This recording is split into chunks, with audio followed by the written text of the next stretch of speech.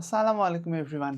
HSC 27 এর যারা এই মুহূর্তে কলেজে ফার্স্ট ইয়ারে আছো, তোমাদের অনেকের জানার আগ্রহ যে তুমি ফার্স্ট ইয়ারে থাকতে কিসের উপরে বেশি ফোকাস দিবা?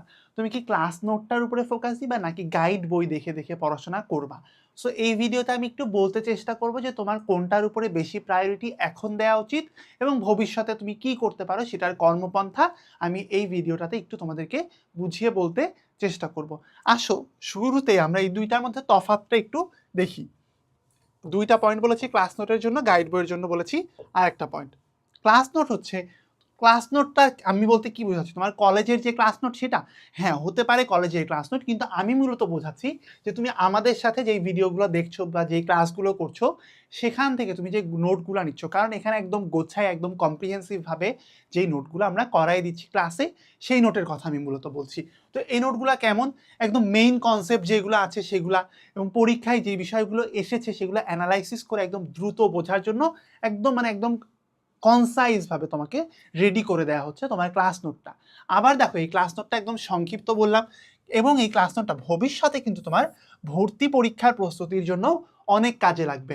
আবার গাইড বইয়ের ব্যাপারটা যদি তোমাকে একটু বলি, এটা তোমাকে অনেক প্র্যাকটিস করাবে, মডেল টেস্ট থাকবে, প্রশ্নভিত্তিক অনুশীলনের জন্য অনেক সহায়ক। তো আমি দুইটা জিনিসই অনেক অ্যাপ্রিসিয়েট করি, কিন্তু আমি তোমাকে এখন বলবো তুমি একটু ক্লাস নোটের উপরে বেশি ফোকাস দিবা। কারণ ক্লাস নোটটা হচ্ছে ভাই তুমি নিজে বানাইছো, তুমি নিজে ক্লাস করছো এবং মাঝে মধ্যে তুমি রিভিশন দিতে পারো, এবং যখন নিজের ভাষায় নিজের হাতে লেখা জিনিস তুমি দেখবা ওই জিনিসটা তোমার মেমোরিতে অনেক বেশি ঢুকে যাবে এবং ওইটা তোমার অনেক কাজে লাগবে। এটা তোমার একটা কগনিটিভ ম্যাপ তৈরি হবে নিজের মাথার মধ্যে। তুমি ভাবলেই বুঝতে পারবা যে হ্যাঁ আমি তো অমুক খাতার এরকম একটা পেজে ডান নাকি বামে আমি এরকম একটা নোট করছিলাম, এটা তোমার পরীক্ষার হলে মনে পড়বে।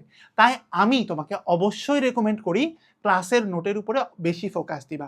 এখন গাইড বইগুলো কি তুমি ব্যবহার করবা না?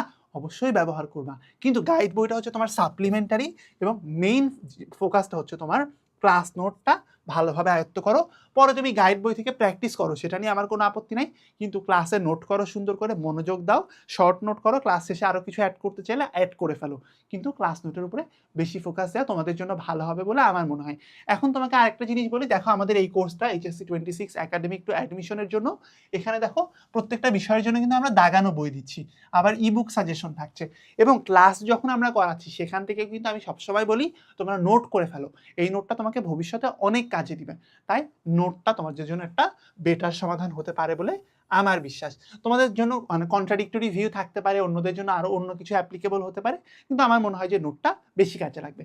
এই কোর্সের ব্যাপারে বলি, দেখো এটা কিন্তু তোমাদের একাডেমিক থেকে অ্যাডমিশন পর্যন্ত যত ধরনের রিসোর্সের প্রয়োজন আছে সব কিছু তুমি এই কোর্সের মধ্যে পেয়ে যাচ্ছ মাত্র 4250 টাকায়। তুমি এখনই হচ্ছে আমাদের কমেন্ট বক্স বা ডেসক্রিপশন বক্সে দেওয়া লিঙ্ক থেকে চেক করো এবং ডিসাইড করো ডেমো ক্লাসগুলো করার পরে যে তুমি কি একা একা প্রিপারেশন নিবা নাকি আমাদের সাথে একটা গোছানো প্রিপারেশন আরও অনেক স্টুডেন্টের সাথে কম্পিটিটিভ একটা এনভায়রনমেন্টে তোমাদের জন্য কনস্ট্রাক্ট করা, তোমাদের জন্য রেডি করা, তোমাদের জন্য টেইলর্ড একটা কোর্সে তুমি পার্টিসিপেট করবা, যেটা তোমাকে অ্যাডমিশনেও হেল্প করবে, একাডেমিকেও হেল্প করবে, দুইটা জিনিসই কাভার করে দিবেন। এখানে তুমি 800টারও বেশি রেকর্ডেড ক্লাস পাচ্ছ, 150টারও বেশি পরীক্ষা দেওয়ার সুযোগ পাচ্ছ, অ্যাডমিশনের class, topic wise class, theory class, test paper solving class, বিষয়ভিত্তিক একাডেমিক ক্লাস।